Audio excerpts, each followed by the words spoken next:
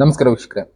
ಹಿಂದೂ ದೇವಸ್ಥಾನಗಳ ದುಡ್ಡು ವರ್ಷಕ್ಕೆ ಸುಮಾರು ಒಂದು 16,000ದಿಂದ 20,000 ಕೋಟಿ ಕಲೆಕ್ಷನ್ ಆಗುತ್ತೆ ಭಾರತದಲ್ಲಿ.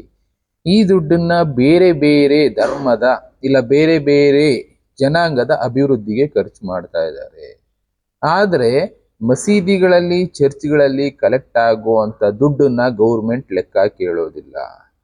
ಹಿಂದೂ ದೇವಸ್ಥಾನಗಳಲ್ಲಿ ಏನ್ ಕಲೆಕ್ಟ್ ಆಗುತ್ತೆ ದುಡ್ಡನ್ನ ಇದನ್ನ ಲೆಕ್ಕ ಕೇಳ್ತಾರೆ. ಪ್ಲಸ್ ಗೌರ್ಮೆಂಟ್ ಅವರು ಆ ದುಡ್ಡನ್ನ ತಗೊಂಡು ಬೇರೆ ಕಾರ್ಯಗಳಿಗೆ ಬಳಸ್ತಾ ಇದ್ದಾರೆ. ಇದು ಇಲ್ಲಿ ತನಕ ನಡ್ಕೊಂಡು ಬಂದಿರೋದು. 1951 ಅಲ್ಲಿ ಒಂದು ರೂಲ್ಸ್ ಅನ್ನ ಮಾಡಿದ್ರು, ಅದನ್ನೇ ನಾನು ತೋರಿಸ್ತಾ ಇದ್ದೀನಿ. ಅದನ್ನ ಈಗ ಎಲಿಮಿನೇಟ್ ಮಾಡಿ ಅಂತ ಕೆಲವಷ್ಟು ಜನ ಜಂತರ್ ಮಂತರಲ್ಲಿ ಆಗಸ್ಟ್ 8ನೇ ತಾರೀಕು ಸ್ಟ್ರೈಕ್ ಮಾಡ್ತಾ ಇದ್ದಾರೆ. ಅಂದ್ರೆ ಹಿಂದೂಗಳ ದೇವಸ್ಥಾನದ ದುಡ್ಡು ಗೌರ್ಮೆಂಟ್ಗೆ ಯಾಕೆ ಬೇಕು? ತಗೊಳ್ಳೋ ಆಗಿದ್ರೆ ಮಸೀದಿಗಳದ್ದು, ಚರ್ಚ್ಗಳದ್ದು, ಜೈನ ಮಂದಿರಗಳದ್ದು, ಎಲ್ಲಾ ಮಂದಿರಗಳದ್ದು ದುಡ್ಡನ್ನ ಗೌರ್ಮೆಂಟ್ ತಗೊಂಡು ಅಭಿವೃದ್ಧಿ ಕಾರ್ಯಕ್ಕೆ ಬಳಸಲಿ. ಇಲ್ಲೇನಾಗ್ತಾ ಇದೆ, ಮಸೀದಿಗಳಲ್ಲಿ ಕಲೆಕ್ಟ್ ಆಗುವಂತ ದುಡ್ಡು ಲೆಕ್ಕ ಕೇಳೋದಿಲ್ಲ. ಇನ್ನು ಚರ್ಚ್ಗಳಲ್ಲಿ ಕಲೆಕ್ಟ್ ಆಗುವಂತ ಅಂದ್ರೆ ಜನ ದೇಣಿಗೆ ರೂಪದಲ್ಲಿ ಕೊಡ್ಬೋದು, ದಾನದ ರೂಪದಲ್ಲಿ ಕೊಡ್ಬೋದು, ಬೇರೆ ರೂಪದಲ್ಲಿ ಕೊಡ್ಬೋದು.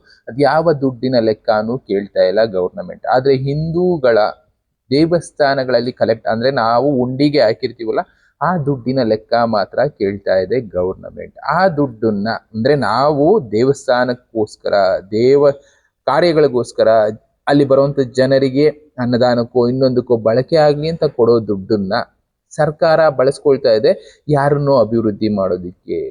ಅದಕ್ಕೋಸ್ಕರನೇ ಇವತ್ತು ಎಷ್ಟೋ ಜನ ಇಲ್ಲ ಇದು ತಪ್ಪು, ಈ ರೀತಿ ರೂಲ್ಸ್ ನ ಬದಲಾಯಿಸಿ. ಓಕೆ, ನೀವು ಈ ರೂಲ್ಸ್ ನ ಇಟ್ಕೊಳ್ಳೋಂಗಿದ್ರೆ ಇಟ್ಕೊಳ್ಳಿ, ಆದ್ರೆ ರೂಲ್ಸ್ ನ ಒಂದು ಸ್ಟ್ಯಾಂಡರ್ಡ್ ಮಾಡಿ. ಅಂದ್ರೆ ಭಾರತದ ಪೂರ್ತಿ ಒಂದೇ ರೂಲ್ಸ್ ಇರಲಿ. ಹಿಂದೂ ದೇವಸ್ಥಾನಗಳ ದುಡ್ಡನ್ನ ನೀವು ಕೇಳ್ತೀರಾ ಅಂದ್ರೆ ಕೇಳಿ ತಗೊಳ್ಳಿ. ಅದೇ ರೀತಿ ಮೊದಲೇ ಹೇಳಿದಾಗೆ ಜೈನ ಮಂದಿರಗಳದ್ದು ಕಲೆಕ್ಟ್ ಮಾಡಿ.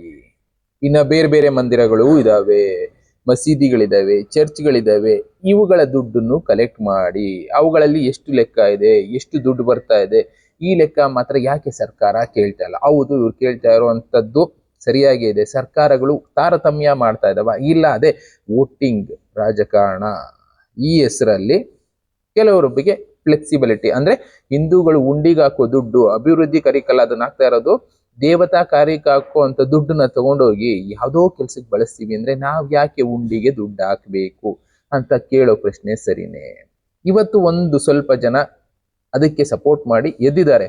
ಅದನ್ನೇ ಹೇಳಿದ್ದು, ಯಾವತ್ತು ಆಗಸ್ಟ್ 8ನೇ ತಾರೀಕು 2026ನೇ ಇಸ್ವಿ ಈ ಡೇಟ್ ಅಲ್ಲಿ ಜಂತರ್ ಮಂತರ್ ದೆಹಲಿನಲ್ಲಿ ಸ್ಟ್ರೈಕ್ ಮಾಡ್ತಾ ಇದ್ದಾರೆ. ಹಿಂದೂಗಳು 100 ಕೋಟಿ ಜನ ಇದ್ದೀರಾ ಭಾರತದಲ್ಲಿ, ಎಲ್ಲರೂ ಆ ದಿನ ಸಪೋರ್ಟ್ ಮಾಡಿ ಈ ಒಂದು ರೂಲು ಎಲಿಮಿನೇಟ್ ಮಾಡಿ, ಇಲ್ಲ ಅಂದ್ರೆ ಎಲ್ಲರನ್ನು ಇನ್ಕ್ಲೂಡ್ ಮಾಡಿ. ಇವ್ರು ಕೇಳ್ತಾ ಇರೋದಕ್ಕೆ ಸರಿಯಾಗಿರೋದ್ರಿಂದ ಸಪೋರ್ಟ್ ಮಾಡೋರೆಲ್ಲ ಸಪೋರ್ಟ್ ಮಾಡಿ. ಎಷ್ಟೋ ಕಡೆ ಇದಕ್ಕೆ ಕೆಲವಷ್ಟು ಟೀಮ್ಗಳನ್ನ ಮಾಡಿಕೊಂಡು ಅವತ್ತು ಎಷ್ಟೋ ಜನ ಹಿಂದೂಗಳು ಸ್ಟ್ರೈಕ್ ಮಾಡ್ತಾ ಇದ್ದಾರೆ. ಟೈಮ್ ಇಲ್ದೇ ಇರೋರು ಏನು ಮಾಡೋದಕ್ಕಾಗೋದಿಲ್ಲ, ಬಟ್ ಆಗೋರು ಸಂಘಟನೆಗಳು ಎಷ್ಟೋ ಇದಾವೆ. ಬೇರೆ ಬೇರೆದಕ್ಕೆ ಫೈಟ್ ಮಾಡ್ತೀರಾ, ಇನ್ನೊಂದು ಮಾಡ್ತೀರಾ, ಇಂಥದ್ದಕ್ಕೆ ಸಪೋರ್ಟ್ ಮಾಡ್ಬೇಕಲ್ವಾ?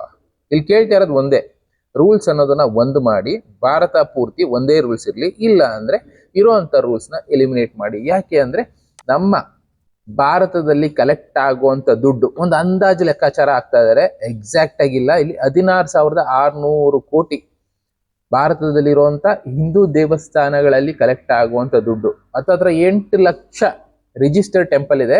ಅದರಲ್ಲಿ ತಿರುಮಲ ತಿರುಪತಿ, ಶಿರ್ಡಿ ಸಾಯಿಬಾಬಾ ಈ ತರ ಟೆಂಪಲ್ಗಳಲ್ಲಿ ಸ್ವಲ್ಪ ಜಾಸ್ತಿ ದುಡ್ಡು ಬರುತ್ತೆ ಬಿಡಿ.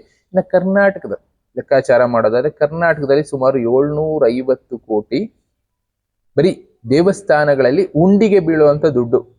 ಅದನ್ನ ಬಿಟ್ಟು ಬೇರೆ ಬೇರೆ ದುಡ್ಡು ಇರುತ್ತೆ, ಅದು ಲೆಕ್ಕ ತೋರ್ಸೋದಕ್ಕೆ ಹೋಗೋದಿಲ್ಲ. ಒಂದು ಅಂದಾಜು ಲೆಕ್ಕಾಚಾರ ಪ್ರಕಾರ ಇದ್ರ ಡಬಲ್ ಅಮೌಂಟ್ ಕಲೆಕ್ಟ್ ಆಗುತ್ತೆ. ಇನ್ನು ತಮಿಳ್ನಾಡು, ಕೇರಳ ಇಲ್ಲಿ ಡೀಟೇಲ್ಸ್ ತೋರಿಸ್ತಾ ಹೋಗಿದ್ದಾರೆ ಎಷ್ಟೆಷ್ಟು ಯಾವ್ಯಾವ ಸ್ಟೇಟ್ ಇಂದ ಕಲೆಕ್ಷನ್ ಬರುತ್ತೆ ಅಂತ. ಈ ದುಡ್ಡನ್ನ ಏನ್ ಮಾಡ್ತಾ ಇದೆ ಸರ್ಕಾರಗಳು? ಹಿಂದುಳಿದ ಪಂಗಡಗಳ ಅಭಿವೃದ್ಧಿ. ಓಕೆ, ಬಳಸ್ಕೊಳ್ಳಿ, ಬೇಡ ಅಂತ ಹೇಳ್ತಾ ಇಲ್ಲ. ಆದ್ರೆ ಇಲ್ಲಿ ಕೇಳ್ತಾ ಇರೋದು ಒಂದೇ, ಮಸೀದಿಗಳಿಗೆ ಬಳಸ್ತಾ ಇದ್ದಾರೆ, ಮಸೀದಿ ಕಟ್ಟೋದಕ್ಕೆ ಬಳಸ್ತಾ ಇದ್ದಾರೆ. ಹಿಂದೂ ದೇವಸ್ಥಾನಗಳನ್ನ ಕಟ್ಟೋದಕ್ಕೆ ಯಾವುದೇ ಸರ್ಕಾರದ ದುಡ್ಡು ಅನ್ನೋದನ್ನ ಬಳಸ್ತಾ ಇಲ್ಲ. ಅದೇ ಮಸೀದಿಗಳನ್ನ ಕಟ್ಟೋದಕ್ಕೆ, ಚರ್ಚ್ ಕಟ್ಟೋದಕ್ಕೆ ದುಡ್ಡನ್ನ ಬಳಸ್ತಾ ಇದ್ದಾವೆ ಸರ್ಕಾರಗಳು ಅನ್ನೋದು ಇಲ್ಲಿ ಕೇಳ್ತಾ ಇರೋಂಥ ಪ್ರಶ್ನೆ. ಹೌದಲ್ವಾ? ಎಲ್ಲದಕ್ಕೂ ಬಳಸಿ. ಕೇಳ್ತಾ ಇರೋದಷ್ಟೇ ಜನ, ಹಿಂದೂ ದೇವಸ್ಥಾನಗಳಲ್ಲಿ ಕಲೆಕ್ಟ್ ಮಾಡ್ತೀವಿ ಅಂದ್ರೆ ಮಸೀದಿಗಳಲ್ಲಿ ಕಲೆಕ್ಟ್ ಮಾಡಿ, ಚರ್ಚಲ್ಲೂ ಕಲೆಕ್ಟ್ ಮಾಡಿ. ಈ ಥರದ್ದು ಎಷ್ಟೋ ವಿಷಯಗಳು ಹಾಗಾಗಿ ಉಳ್ಕೊಂಡ್ಬಿಟ್ಟಿದೆ. ಯಾವಾಗಲೂ ಸಂವಿಧಾನ ಮಾಡೋ ಟೈಮ್ನಲ್ಲಿ ಕೆಲವಷ್ಟನ್ನ ಮಾಡಿಬಿಟ್ರು, ಅದು ಬದಲಾವಣೆ ಆಗಬೇಕಾಗಿದೆ. ಪೀಳಿಗೆ ಆದಮೇಲೆ ಒಂದು ಪೀಳಿಗೆಗೆ ಬದಲಾವಣೆ ಆಗಬೇಕು. ಎಷ್ಟೋ ರೂಲ್ಸ್ಗಳು ಹಾಗೆ ಉಳ್ಕೊಂಡ್ಬಿಟ್ಟಿದೆ, ರಿಸರ್ವೇಷನ್ಗಳು ಹಾಗೆ ಉಳ್ಕೊಂಡ್ಬಿಟ್ಟಿದೆ.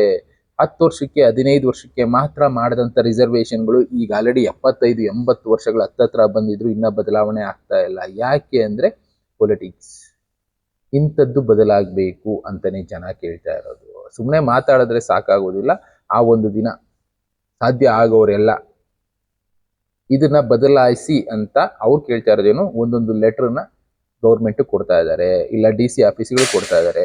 ನೀವು ಕಲೆಕ್ಟ್ ಮಾಡ್ತೀರಾ, ಎಲ್ಲ ಅಂದರೆ ಈ ದೇವತಾ ಕಾರ್ಯಗಳಲ್ಲಿ ಯಾವ್ದಾವ್ದು ಇನ್ವಾಲ್ವ್ ಆಗಿರುತ್ತೆ, ರಿಲಿಜಿಯಸ್ ಪರ್ಪಸ್, ರಿಲಿಜಿಯಸ್ ಟೆಂಪಲ್ಸ್ ಯಾವುದಾದ್ರೂ ಆಗಿರ್ಬೋದು, ಇಲ್ಲಿ ಕಲೆಕ್ಟ್ ಆಗುವಂಥ ದುಡ್ಡನ್ನ ಸರ್ಕಾರ ತಗೊಳ್ಳಿ, ಬೇರೆ ಅಭಿವೃದ್ಧಿ ಕಾರ್ಯಕ್ಕೆ ಬಳಸಿ. ಇಲ್ವಾ, ನಾವು ಮಸೀದಿಲಿ ಕಲೆಕ್ಟ್ ಮಾಡಲ್ಲ, ಚರ್ಚಲ್ಲಿ ಕಲೆಕ್ಟ್ ಮಾಡಲ್ಲ, ಹಿಂದೂ ಟೆಂಪಲಲ್ಲಿ ಕಲೆಕ್ಟ್ ಮಾಡ್ತೀವಿ ಅಂದರೆ ಅದು ತಪ್ಪು, ಕಲೆಕ್ಟ್ ಮಾಡಬೇಡಿ ಅಂತಲೇ ಹೇಳ್ತಾ ಇದ್ದಾರೆ. ಈ ರೀತಿ ನೀವು ಮಾಡೋದೇ ಇಲ್ಲ, ರೂಲ್ಸ್ ಹೀಗೆ ಇರುತ್ತೆ ಅಂತ ಇದ್ರೆ ಇನ್ನು ಮುಂದೆ ಹುಂಡಿಗಳಿಗೆ ಯಾರು ದುಡ್ಡು ಹಾಕೋದೇ ಬೇಡ ಅಂತ ಜನ ಡಿಸೈಡ್ ಮಾಡ್ತಾ ಇದ್ದಾರೆ. ಅದು ಸರಿನೇ. ನಾವು ಹುಂಡಿಗೆ ಹಾಕೋ ದುಡ್ಡು ಯಾರಿಗೋ ಬಳಕೆ ಆಗುತ್ತೆ ಅಂದರೆ ಹುಂಡಿಗೆ ಯಾಕೆ ದುಡ್ಡು ಹಾಕಬೇಕು? ಬೇಡ, ಪೂಜಾರರು ಉದ್ಧಾರ ಆಗಲಿ, ಪೂಜಾರಿಗೆ ದುಡ್ಡು ಕೊಡೋಣ ಅನ್ನೋ ಲೆವೆಲ್ಗೆ ಹೊರಟೋಗ್ತಿದ್ದೀವಿ. ಯೋಚನೆ ಮಾಡಬೇಕಾಗಿದ್ದೆ, ಇನ್ಮೇಲಾದರೂ ಬದಲಾಗಲಿ. ಹುಂಡಿಗೆ ಹಾಕೋ ದುಡ್ಡು ಬೇರೆದಕ್ಕೆ ಬಳಕೆ ಆಗುತ್ತೆ ಅಂದರೆ ಹುಂಡಿಗೆ ದುಡ್ಡು ಹಾಕೋದೇ ಬೇಡ. ಇಲ್ಲ, ಎಲ್ಲರಿಗೂ ಒಂದೇ ರೂಲ್ ಮಾಡ್ತೀವಿ ಅಂದರೆ ಆ ಕಾರ್ಯಕ್ಕೆ ನಾವು ಕೂಡ ಸಪೋರ್ಟ್ ಮಾಡೋಣ. ನಾ ಈ ಥರದ್ದು ಎಷ್ಟೋ ಇದೆ. ಸಾಧ್ಯ ಆಗೋರೆಲ್ಲ ಆಗಸ್ಟ್ 8ನೇ ತಾರೀಕು ಒಂದು ಲೆಟ್ರನ್ನ ಒಂದು ಸಂಘಟನೆ ಮೂಲಕ ನಿಮ್ಮ ಲೋಕಲಲ್ಲಿರುವಂಥ DC ಆಫೀಸ್ಗೂ, ಇಲ್ಲ ಅಂದರೆ ರೀಚ್ ಆಗೋಂಗೆ ಗೌರ್ನಮೆಂಟ್ಗೆ ರೀಚ್ ಆಗಿ ಇದು ಬದಲಾಗುವಂಥ ಲೆವೆಲಲ್ಲಿ ಯಾರಿರ್ತಾರೆ ಆಫೀಸರ್ಗಳು ಅಂಥವ್ರಿಗೆ ತಲುಪಿಸೋ ಕೆಲಸ ಮಾಡಿ. ಕೆಲವಷ್ಟು ಸಂಘಟನೆಗಳು ಸ್ಟ್ರೈಕ್ ಮಾಡ್ತಾ ಇದ್ದಾವೆ ಅವತ್ತು, ಹಿಂದುತ್ವ ಉಳಿಸೋದಕ್ಕೋಸ್ಕರ. ಇಲ್ಲಿ ಹಿಂದುತ್ವ ಉಳಿಬೇಕು ಅನ್ನೋದಕ್ಕಿಂತ ಎಲ್ಲರಿಗೂ ಈಕ್ವಾಲಿಟಿ ಅನ್ನೋದಿರಲಿ ಅನ್ನೋದು ಉದ್ದೇಶ ಅಷ್ಟೇ. ಈ ಥರದ್ದು ಎಷ್ಟೋ ವಿಷಯಗಳು ಇದ್ದಾವೆ, ಬದಲಾಯಿಸೋದು ನಮ್ಮ ಕೈಲೇ ಇದೆ, ಬದಲಾಯಿಸೋ ಪ್ರಯತ್ನ ಮಾಡೋಣ. ಬೇರೆ ಬೇರೆ ವಿಷಯಗಳ ಜೊತೆ ನಾನು ಮತ್ತೆ ಸಿಗ್ತೀನಿ. Thank you, good bye.